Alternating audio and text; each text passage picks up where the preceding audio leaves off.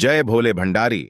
हर हर महादेव। मित्रों, आप सभी की हर मनोकामना भगवान भोलेनाथ पूरी करें, यही मेरी हमेशा से प्रार्थना रहती है। दोस्तों, आज 30 मार्च को चैत्र मास कृष्ण पक्ष शनिवार की पंचमी तिथि है और इस तिथि पर सिद्धि योग का निर्माण हुआ है। सिद्धि योग शनिवार की रात 10:46 तक रहेगी। पूज्य गुरुजी कहते हैं, शनिवार की पंचमी का बहुत ही महत्व है। ऐसी विशेष तिथि पड़ जाए तो इस विशेष उपाय को करने से चूकना। पूज्य गुरुजी कहते हैं, यदि आपकी कोई मनोकामनाएं हैं जो काफी दिनों से परिपूर्ण नहीं हो रही है, बहुत प्रयास कर लिए, बहुत उपाय को कर लिए, फिर भी नहीं, आपकी मनोकामनाएं पूरी हुई, इस विशेष उपाय को कर लेना, आपकी अधूरी मनोकामनाएं परिपूर्ण हो जाएगी। जो चाहेंगे वो सब मिलेगा, है ना।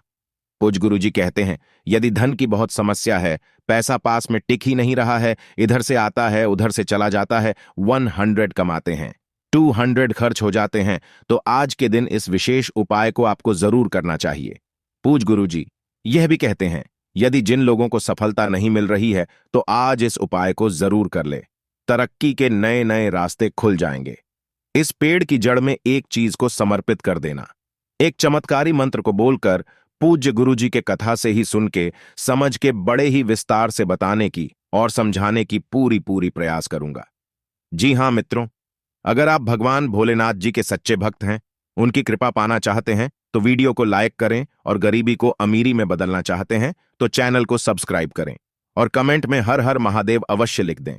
दोस्तों देखिए, इस पूरे वीडियो में पूज्य गुरुजी के बताए गए 3 बहुत ही खास उपाय को बताऊंगा। वीडियो को पूरा जरूर देखिएगा। पहला और दूसरा उपाय बहुत ही खास है और तीसरे उपाय को करने से आपका रुका हुआ पैसा मिलेगा और आपकी सारी समस्या समाप्त हो जाएगी, है ना। तो इस विशेष उपाय को आज के दिन जरूर कर लेना, समझ गई। चलिए तो पूज्य गुरु जी के बताए गए पहले उपाय को समझ लेते हैं कि इस उपाय को कैसे करना है, मेले का क्या बेनिफिट क्या होगा, है ना। तो पूज्य गुरु जी ने इस उपाय को करने के लिए क्या क्या लेने के लिए बोले हैं। सबसे पहला चीज जो लेने के लिए बोले हैं वह है 1 चम्मच हल्दी। जी हां, आपको 1 चम्मच हल्दी को ले लेना है और आपको लेना है 9 काला तेल और आपको एक छोटे से कलश में जल को भर लेना है। जी हां, अपने घर से ही शुद्ध जल को भर लेना है। इस लोटे में इतना सामग्री को इकट्ठा कर लेना है। देखिए, आज के दिन इस सामग्री से इस विशेष उपाय को करने से आपका बहुत ही फायदा होगा, है ना। देखिए, इस उपाय को पूज्य गुरुजी ने सुबह में ही करने के लिए बोले हैं। भोर में ही कर लेना है, यानी कि कल सुबह 11 o'clock बजे के पहले पहले ही इस उपाय को कर लेना है। पूज्य गुरुजी साथ में ये भी कहते हैं, यदि आप सुबह 11 o'clock बजे के अंदर अंदर नहीं कर पाए इस उपाय को तो आप शाम को भी इस उपाय को कर सकते हैं। लेकिन जो लोग ना, जिनको नहीं पता है कि प्रदोष काल कब है, उनको बता देता हूं कि सूर्यास्त के 45 मिनट पहले और सूर्यास्त के 45 मिनट बाद के समय को प्रदोष काल कहते हैं। तो शाम को इसी 1.5 घंटे के बीच में आपको करना है। बहुत ही दुर्लभ का यह समय होता है, समझ गए।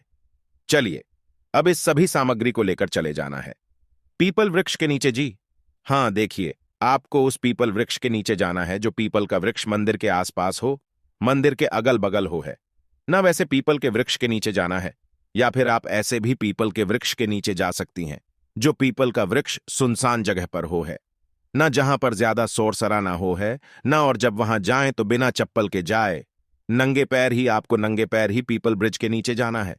इस सामग्री को हाथ में लेकर इसी के साथ गुरुजी ने ये भी बोले हैं कि पीपल का वृक्ष आपसे बड़ा होना चाहिए। जी हां, जिस पीपल के वृक्ष के नीचे इस उपाय को आप करेंगे वो पीपल का वृक्ष आपसे बड़ा होना चाहिए। उसकी परछाई या उसकी छाया आप पर पड़नी चाहिए, है ना। वैसे ही पीपल ब्रिज के नीचे आपको इस उपाय को करना है। अब इस उपाय को कैसे करना है, ध्यान से सुनिए और समझने की कोशिश कीजिएगा। देखिए, इस 9 काला तिल में से 6 काला तिल को इस लोटे के जल में डालना है। पिपलेश्वर महादेव का नाम लेकर और अपना नाम और गोत्र बोलकर और इस 3 काला तिल को बचाकर रखना है। इसका क्या करना है आगे बताऊंगा, ध्यान से सुनिए। अब इस हल्दी को भी इसी लोटे के जल में डाल देना है। अपना नाम और गोत्र बोलकर और अपनी कामना कर लेना है, जो भी आपकी मनोकामनाएं हैं जिसे आप पूरा करना चाहते हैं। कोई हृदय की बात है, उसे पूरा करना चाहते हैं तो उसको भी बोल देना है, प्रार्थना कर लेना है।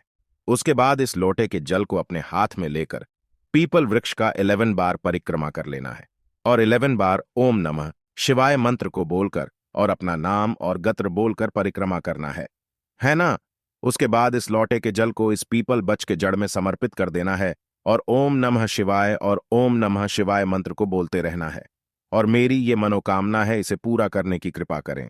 जीवन से धन की समस्या समाप्त हो, ऐसा आपको बो देना है, प्रार्थना कर लेना है। उसके बाद थोड़ा सा जल इस लोटे के जल में बचा लेना है।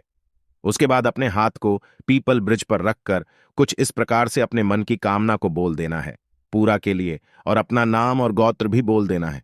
उसके बाद इस लोटे में जो थोड़ा सा जल को बचाए हैं उसे और इस 3 काला तिल को ले लेना है और लेकर चले जाना है अपने घर पर। वहां पर जाने के बाद इस लोटे के जल को अपने पूरे घर में छिड़क देना है और अपने पूर्वजों को याद कर लेना है, अपने पितरों को याद कर लेना है, और आपकी सारी समस्या समाप्त हो, घर से नकारात्मक ऊर्जा निकले, आपकी अधूरी मनोकामनाएं परिपूर्ण हो, ऐसा कामना कर लेना है अपने मन में ही, और अधूरी मनोकामनाएं जल्दी ही पूरी हो ऐसा बोल देना है। और इस 3 काला तिल को अपने किचन में रखना है, जहां पर आप खाना को बनाती हैं वहीं पर रख देना है।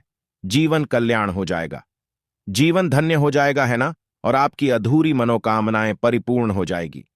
मेरे देव अधिदेव आपकी अधूरी मनोकामनाएं को पूरा करेंगे।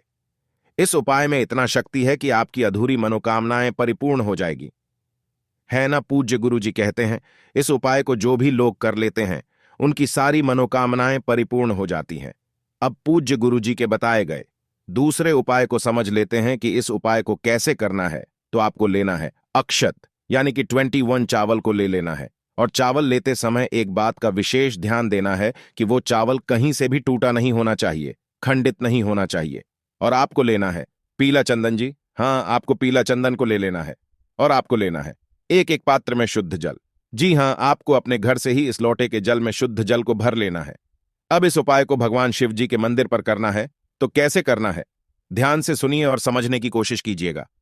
अब आपको क्या करना है, इस 21 चावल को और इस पीला चंदन को इस लोटे में से थोड़ा सा जल को लेकर इस एक में मिला लेना है और इस चावल को पीला पीला कर देना है। कुछ इस प्रकार से स्क्रीन पर आप देख सकते हैं। अब आपको क्या करना है, इस 21 चावल में से 7 चावल को नंदी गाय के इस उठे वाले पैर पर रखना है। ओम संकट हराय नमः मंत्र को बोलकर उसके बाद इस 14 चावल में से 7 चावल को शिवलिंग पर अशु सुंदरी जी के जगह पर स्थान पर रखना है। ओम महालक्ष्मी नमः मंत्र को बोलकर उसके बाद इस 7 चावल को शिवलिंग पर शिवजी के स्थान पर रखना है। श्री शिवाय नमस्तु भयम मंत्र को बोलकर उसके बाद इस लोटे की जल को शिवलिंग पर शिवजी के स्थान पर समर्पित करना है। 11 बार ओम नमः शिवाय हर हर महादेव मंत्र का स्मरण करते हुए और अपना नाम और गोत्र बोल देना है, और जीवन से कलेश समाप्त हो, धन संपदा की प्राप्ति हो, आर्थिक समस्या से मुक्ति मिले, ऐसा आपको बोल देना है, प्रार्थना कर लेना है। ऐसा करने से आर्थिक समस्या से मुक्ति मिलेगी, जीवन से सारे दोष दूर होंगे और धन की प्राप्ति भी होगी, है ना। अब तीसरे उपाय को कैसे करना है, कहां करना है, मिलेगा क्या, बेनिफिट क्या होगा, है ना। तो ध्यान से सुनिए और समझने की कोशिश कीजिएगा।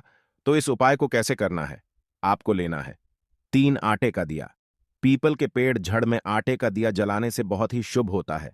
और आपको लेना है 3 गोलबाती। गोलबाती का दीपक पीपल के पेड़ के यन में जलाना चाहिए, तभी फायदा होगा। गोलबाती को फूलबाती भी कहा जाता है। शास्त्रों के अनुसार गोलबाती का दीपक ब्रह्मा जी को, इंद्रदेव जी को, शिव जी को, विष्णु जी सहित अन्य देवता के मंदिर में जलाना चाहिए, बहुत ही शुभ होता है। इसके साथ ही तुलसी जी के पौधे के सामने भी गोल बाती वाला दीपक ही जलाना चाहिए। गोल बाती जलाने से घर में स्थिरता आती है, जिससे मां लक्ष्मी घर में हमेशा वास करती हैं। इसके अलावा आप पीपल या वट के बीच करते समय भी गोल बाते का ही दीपक जलाएं। और आपको तेल लेना है, सरसों का है ना, तो शुद्ध सरसों का तेल ले लेना है। और आपको लेना है 3 काली मिर्च। जी हां, दीपक में काली मिर्च डालने से बहुत ही लाभ होता है। इतना सामग्री हो गया। अब आपको क्या करना है, इस दिया को पीपल बड़ के जड़ में जलाना है। तो कैसे जलाना है, इस दिया को पीपल ब्रिज के जड़ में रखना है। तीनों दिया को एक ही साथ रखना है। तीनों दिया में एक एक गोल बाती को डालना है, फिर तेल डालना है, उसके बाद जला देना है। इस दिया को है ना, जलाने के बाद क्या करना है, इस 3 का काली मिर्च में से एक काली मिर्च को पहले वाले दिए के ऊपर से घुमाना है और पिपलेश्वर महादेव का नाम ले लेना है, और इस जलते हुए दीपक में इस काली मिर्च को डाल देना है। उसके बाद इस 2 काली मिर्च में से एक काली मिर्च को लेना है और बीच वाले दीपक के ऊपर से घुमाना है, और ओम नमः शिवाय मंत्र को बोलकर इस जलते हुए दीपक में इस काली मिर्च को डाल देना है। उसके बाद एक काली मिर्च को लेना है और तीसरे वाले दीपक के ऊपर से घुमा देना है और पिपलेश्वर महादेव का नाम लेकर इस जलते हुए दीपक में डाल देना है। गुरुजी कहते हैं ऐसा करने से जीवन से दुर्भाग्य दूर होगा, धन की प्राप्ति होगी, नकारात्मक ऊर्जा नष्ट होगी है। न इस तीनों उपाय से जुड़ी कोई सवाल हो या कहीं कुछ समझ में नहीं आया हो तो कमेंट करके जरूर बताएं। रिप्लाई में जरूर देने की कोशिश करूंगा। ऐसी और वीडियो के लिए चैनल मतंग शास्त्र को सब्सक्राइब करें। जय भोले भंडारी मित्रों।